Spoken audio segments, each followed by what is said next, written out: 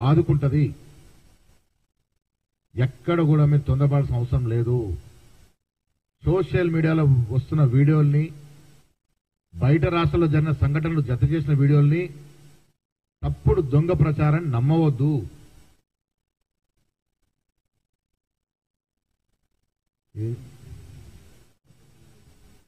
అందుకే అధికారం ఎవరి చేతుల్లో ఉన్నా కొంత దొంగలు ఉంటారు, దొంగతనం జరుగుతూనే ఉంటుంది. సోషల్ మీడియాలో మేము కంప్లైంట్ పంపించినాము. మా సోషల్ మీడియా ప్రజాస్వామ్యం మీద నమ్మకం ఉన్న సోషల్ మీడియా, మా సోషల్ మీడియా రాజ్యాంగం ప్రకారము పత్రికా రంగ విలువల ప్రకారం పోయే సోషల్ మీడియా. మేము అబద్ధం ప్రచారం చేయలేము, అంత దిగజారి ప్రచారం చేసుకోలేము, అంత దిగజారుడుతనానికి అడుగట్టలేము.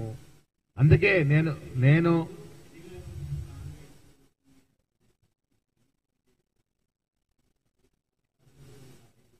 సోషల్ మీడియా అప్పుడైనా ఇప్పుడైనా మా స్థాయి అదే. సోషల్ రెస్పాన్సిబిలిటీతో పనిచేస్తాము. వీళ్ళు ఇర్రెస్పాన్సిబుల్ గా వివరిస్తున్నటువంటి టీఆర్ఎస్ నాయకుల మీద చర్యలు తీసుకోవాల్సిందిగా నేను క్రైమ్ డీసీపీ గారు లెటర్ పంపి ఉన్నాము. తప్పుడు ఆలోచనలు, వ్యక్తిగత దూషణలు, సిగ్గుతో తలవంచుకునే విధంగా సిద్దిపేటలో ఒక మహిళా మంత్రికి చేనేత కార్మికుడి రూపంలో ఉండే ఒక హారం వేస్తే మీరు ఏ రకమైన ప్రచారం చేస్తుండండి? అసలు సమాజంలో మీరు అసలు సమాజంలో మనుషులుగా ఉన్నారా మీరు? ఏం ప్రచారం అది? ఎవరన్నా కనీసం అసలు మనుషులు కాదు జంతువులను హర్షిస్తాయా అవి మీరు చేసే పనిని? ఇంత దిగజాడుతానమ్మా? అధికారం పోతే ఇంక బతకలేరా మీరు? అధికారం పోయిందని అక్కస్తూ ఏ రకంగా మీరు వ్యవహరిస్తా ఉన్నారు? ఒక మహిళా మంత్రికి సోదరుడు వచ్చి ఒక నూలుపోగు దండేస్తే మీరు పెడుతున్న పోస్టులు తీరేందండి? కనీసం యజ్ఞత జ్ఞానం ఉన్న కేటీఆర్ హరీష్ రావు మందలించిన పాపాన పోయినా? ఏ సమాజంలో ఉన్నాం మనం?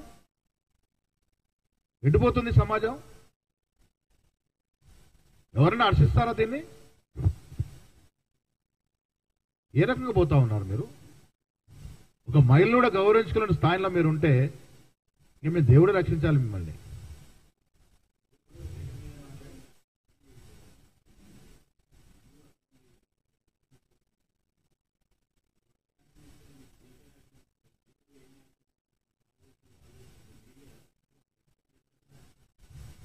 కంప్లైంట్లు లాడ్జ్ చేయబడ్డాయి. అసెంబ్లీలో జరిగినటువంటి వ్యవహారంలో అది స్పీకర్ పరిధిలో ఉంది. చర్యలు తీసుకోవాలని మా సభ్యులు కోరడం జరిగింది. సరైన సమయంలో చర్యలు ఉంటాయి. ఏదేమని నేను చెప్పేది ఏంటంటే, ఇవాళ రాజకీయాల్లో ఉన్న సర్వ సమాజంలో మామూలు పౌరుడుగా ఉన్న కొన్ని విలువలతో ముందుకు పోవాల్సిన అవసరం ఉంది. అధికారమే పరమధ్యేయంగా పెట్టుకున్న కొందరు వ్యక్తులు అధికారం పోగానే ఈ రకమైనటువంటి చేష్టలు అయితే చేస్తా ఉన్నారో ఇది మంచిది కాదు సమాజానికి. అది ఎవరు చేసినా హర్షించే విషయం కాదు. మా పార్టీ వాళ్ళు ఎవరైనా చేసుంటే అలాంటి పని డెఫినెట్ గా మందలించే వాళ్ళము. మీరు చూస్తూ దాన్ని ఆ వీడియోలు క్లిప్పింగ్లు చూసుకుంటూ ఆనందపడుతున్నారంటే ఇంక మీ అంత దిగజారుడుతనం ఎవరిది లేదు ఈ రాష్ట్రంలో, దేశంలో అనే మాట చెప్తా ఉన్నాను.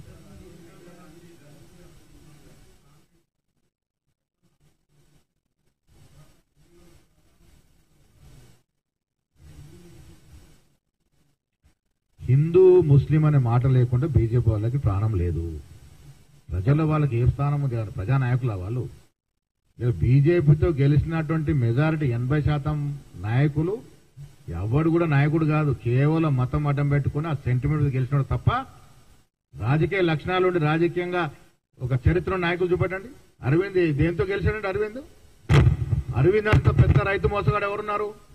భాజపా స్టాంప్ పేపర్ మీద రాసిచ్చి అఫిడవిట్ రూపంలో ఇచ్చాడు పసుపోటు తెస్తా అని. 6 ఏళ్ళు అయింది. మా రైతులు పాపం మంచోళ్ళు కాబట్టి రెండోసారి అవకాశం ఇచ్చారు, ఈసారి తెస్తాడేమో అని. ఏమైంది? పసుపోడు భాజపా రాసిచ్చినావు కదా. అరే రైతులకు మేం చేసిన మేలు ఎవరు చేస్తున్నారండి? నేనే బీఆర్ఎస్ పార్టీకి మీ ద్వారా సవాల్ విసురుతున్నా. రైతు బంధు మేమిచ్చిన తీరు గాని, రైతు రుణమాఫీ మేమిచ్చిన తీరు గాని, మీరు 10 ఏళ్లలో ఎంత రైతు రుణమాఫీ చేశారు, ఎన్ని విడతలుగా ఎన్ని వేల కోట్లు ఇచ్చారు? హరీష్ రావు గారికి మళ్ళొక సవాల్. ఆర్థిక మంత్రిగా చేశారు మీరు, ఇరిగేషన్ మంత్రిగా చేసినారు. 10 ఏళ్లలో కేసీఆర్ ముఖ్యమంత్రిగా, మీరు ఆర్థిక మంత్రిగా, ఇరిగేషన్ మంత్రిగా రైతు రుణమాఫీ ఎన్ని విడతలుగా 8,000 కోట్లు ఇచ్చారు 10 ఏళ్లలో.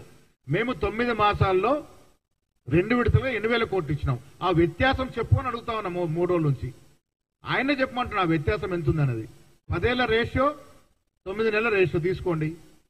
నిజంగా రైతుల పాలిటీ ప్రేమికులు ఎవరు, రైతు పాలిటీ ద్వేషికులు ఎవరో తెలిసిపోతుంది. రైతుల గురించి బీజేపీ వారు, టీఆర్ఎస్ వాళ్ళు మాట్లాడితే దయ్యాలు వేదాలు వల్లించినట్టే.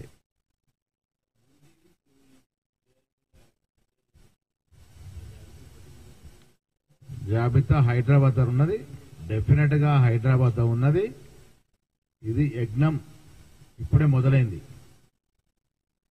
చరమాంకంలోకి వచ్చేసరికి దోషులు ఎంత పెద్దోడైనా కానీ, ఎంత పెద్ద పదవిలో ఉండని, డెఫినెట్ గా శిక్ష పడుతుంది.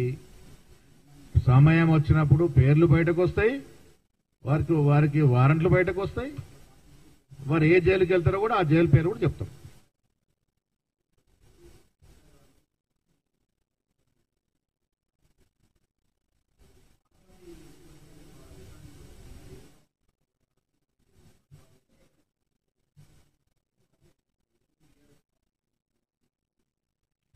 ఆల్ పార్టీ పిలిచినా పిలవకపోయినా ఈ ఆల్ పార్టీస్ వారి మేనిఫెస్టోలో మూసి ప్రక్షాళన గురించి మెన్షన్ చేసినారా లేదా, మేనిఫెస్టోకి అంశంగా చేర్చినారా లేదా? మీరే మీ మేనిఫెస్టోలో అంశంగా చేరుస్తారు, ఇలా మూసి ప్రక్షాళన మేము చేస్తుంటే అడ్డుపడతారు. అంటే కేవలం ప్రతి విషయంలో ఏదో ఒక అగ్గిరాజేసి దాంతో లబ్ధి పొందాలని ప్రయత్నం తప్ప ఇంకేమీ లేదు. మూసి విషయంలో మళ్ళీ స్పష్టం చేస్తా ఉన్నా, మీరు చూస్తున్న వీడియోలు, మీరు చేస్తున్న క్లిప్పింగ్లు అన్ని కల్పితాలు. మూసిలో ఇప్పటి వరకు కూడా ఏ బీదవాన్ని గుడిసె తీసేయలేదు. మూసి నదిలో ఉన్నటువంటి చెత్త చెదారం తొలగిస్తున్నారు తప్ప ఎక్కడ బీదవానికి నష్టం జరగలేదు. భవిష్యత్తులో ఏదైనా ఇటువంటి జరిగితే కూడా వారు పరిపూర్ణంగా ఆదుకోవడానికి ప్రభుత్వం సిద్ధంగా ఉంది. 1, 2 కాదండి, 18,000 డబుల్ బెడ్ ఇవ్వడానికి ప్రభుత్వం సిద్ధంగా ఉందంటే అర్థం చేసుకోండి మీరు. రైతుల గురించి బీజేపీ మాట్లాడితే ప్రారంభోపన్యాసము అరవింద్తో చేయించి అరవింద్ పసుపోటు గురించి మాట్లాడిస్తే బాగుంటుంది. ఢిల్లీలో రైతు వ్యతిరేక చట్టాలు తీసుకొచ్చి ఎంతమంది చావుకు కారణమైందో బీజేపీ పార్టీ మీకు తెలుసు. ఆఖరికి తల వంచక తోక ముడచక తప్పని పరిస్థితి వచ్చి ఆ చట్టాన్ని వెనక్కి తీసుకున్న వైనం కూడా మనం చూసాం.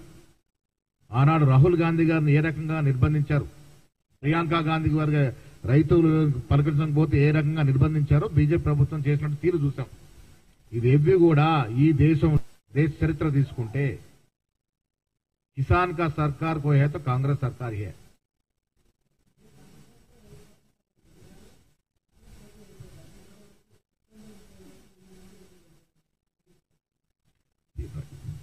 రైతులు అనేది గత ప్రభుత్వంలో చూస్తే 10 ఏళ్లుగా ఈ రాష్ట్రం 2వ స్థానంలో ఉంది. మహారాష్ట్ర తర్వాత 10 ఏళ్లు తెలంగాణ రాష్ట్రం 2వ స్థానం ఉంది రైతు ఆత్మహత్యల్లో.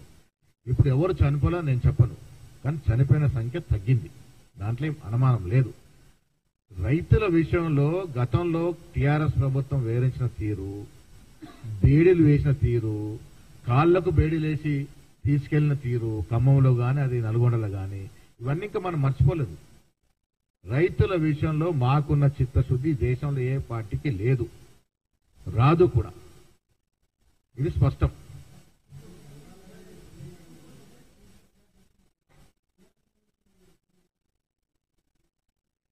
కడుపు ఖాళీ సురేఖ మీద పెట్టిన పోస్టు ఏ రకమైన పోస్ట్ అండి? కడుపు ఖాళీ చేనేత కార్మికులు పోయినారు. ఎందుకంటే కేటీఆర్ జ్ఞానోదయం కావాలి. కనీసం ఎప్పుడన్నా అరే నీకు చెల్లి ఉంది, ఒక చెల్లె మీద ఇలాంటి పోస్టులు పెడితే కనీసం మందలించిన పాపన పోలే. శాంతియుతంగా నిరసన తెలుపుదామని పోతే చితకబాదినారు మా కార్యకర్తల్ని. కేటీఆర్ కి కనువిప్పు కలగాలి. నేను మళ్ళీ మీ ద్వారా అదే చెప్తా ఉన్నాను. 2 రోజులైంది పోస్టు పెట్టి. కేటీఆర్ స్పందన ఏమిటి దీని మీద? కనీసం ఖండం చేసినాడా? పెట్టిన వాళ్ళు బీఆర్ఎస్ వాళ్ళే కదా పోస్టు పెట్టిన వాళ్ళు. ఇప్పటివరకు ఖండం చేయాలి, కనీసం సానుభూతి వ్యక్తం చేయాలి తప్పుడు పోస్ట్ అని.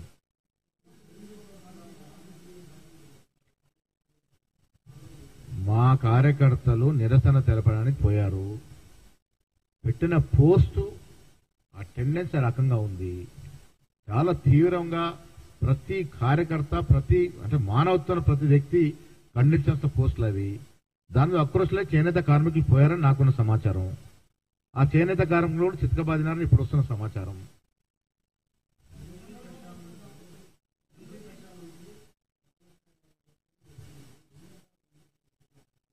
అసలు ఇప్పటి వరకు డిపిఆర్ఏ తయారు కాలేదు.